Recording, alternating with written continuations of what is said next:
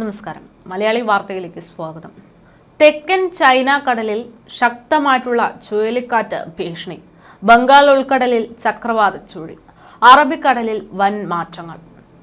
മഴ ശക്തി പ്രാപിക്കുന്നതിനൊപ്പം തന്നെ കാറ്റും ശക്തമാകുന്നു എന്ന് പറയുമ്പോൾ വലിയ അപകട സാധ്യത മുന്നറിയിപ്പ് തന്നെയാണ് ഇപ്പോൾ പുറത്തു വന്നുകൊണ്ടിരിക്കുന്നത്. ജനങ്ങൾക്ക് വലിയൊരു സൂചനാ മുന്നറിയിപ്പ് അധികൃതരും നൽകിക്കഴിഞ്ഞു. നിലവിലത്തെ കാലാവസ്ഥാ വകുപ്പ് റിപ്പോർട്ട് പ്രകാരം കേരളം ഉൾപ്പെടെയുള്ള കർണാടക, ഗോവ, മഹാരാഷ്ട്ര, പശ്ചിമ തീരത്ത് ഇനിയുള്ള 7 മുതൽ 8 ദിവസം വരെ ശക്തമായിട്ടുള്ള മഴയ്ക്കുള്ള സാധ്യതയുണ്ട് എന്നാണ് പറയുന്നത്.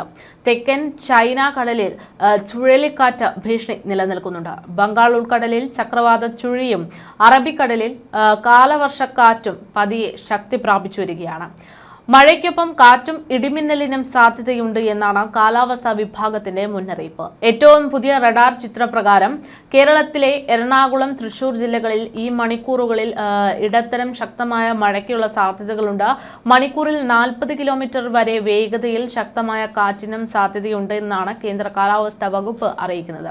കേരളത്തിൽ അടുത്ത 7 ദിവസം വ്യാപകമായിട്ടുള്ള മഴ തന്നെ ഉണ്ടായേക്കുമെന്നാണ് മുന്നറിയിപ്പ്.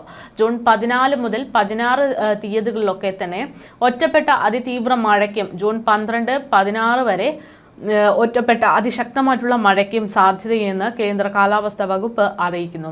ജൂൺ 14 കേരളത്തിന് മുകളിൽ മണിക്കൂറിൽ പരമാവധി 50 to 60 കിലോമീറ്റർ വേഗതയിൽ കാറ്റ് ശക്തമാകാനുള്ള സാധ്യതയുമുണ്ട്. കാറ്റും മഴയും ശക്തമാകുന്നതോടെ കടലിൽ അകപ്പെട്ട കപ്പലിന്റെ കാര്യം, കത്തിക്കൊണ്ടിരിക്കുന്ന കപ്പലിന്റെ തീ അണയ്ക്കുന്ന കാര്യം, ഇതൊക്കെ ആശങ്കയിലായി മാറിക്കൊണ്ടിരിക്കുന്ന ഒരു സാഹചര്യമാണ്. കപ്പലിലുള്ള തീ അണയ്ക്കാനുള്ള ശ്രമങ്ങൾ നടന്നുകൊണ്ടിരിക്കുകയാണ്. മഴയും കാറ്റുമൊക്കെ ശക്തമാകുന്നത് ഇത് അപകട സാധ്യത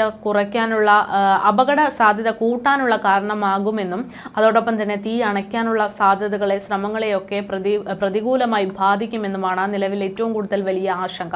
എന്തായാലും വലിയ ആശങ്ക നിറച്ചുകൊണ്ട് തന്നെ വൻഹായ് 503 എന്ന് പറയുന്ന കപ്പൽ, ചരക്ക് കപ്പൽ കടലിൽ തന്നെ നിലയുറപ്പിച്ചു നിൽക്കുന്ന ഒരു സാഹചര്യമാണ്.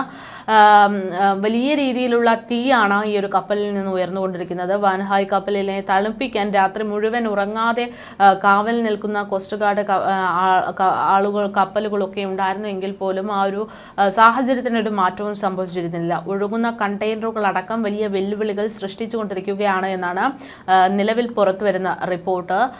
അതുപോലെ തന്നെ തിങ്കളാഴ്ച രാത്രി വൻഹായ് കപ്പലിന് അടുത്തെത്തിയെങ്കിലും കടലിൽ വീണ കണ്ടെയ്നറുകൾ പ്രതിസന്ധിയായത് ഈ ഒരു കടലിനെയും അതുപോലെ തന്നെ കരയിലെ ആളുകളെയും വലിയ രീതിയിൽ ആശങ്കപ്പെടുത്തുന്നുണ്ട്. അത് മാത്രമല്ല, അസഹനീയമായിട്ടുള്ള ചൂടും വെളിച്ചക്കുറവും കാരണം കപ്പലിനടുത്തേക്ക് പോകാൻ പറ്റാത്ത ഒരു സാഹചര്യവും കഴിഞ്ഞ ദിവസം തന്നെ ഉണ്ടായിരുന്നു. ദൂരത്ത് നിലയുറച്ച് ഹൈ പ്രഷർ ജെറ്റ് പമ്പ് ഉപയോഗിച്ച് വെള്ളം ചീറ്റിയാണ് രാത്രി മുഴുവൻ തീ കുറയ്ക്കാനുള്ള ശ്രമം നടത്തിയത്.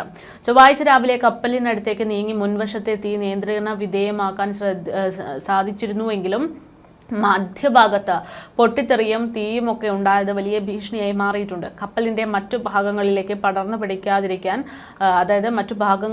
തീ പടർന്നു പിടിക്കാതിരിക്കാനുള്ള ശ്രമങ്ങളൊക്കെയാണ് നടത്തിക്കൊണ്ടിരിക്കുന്നത്.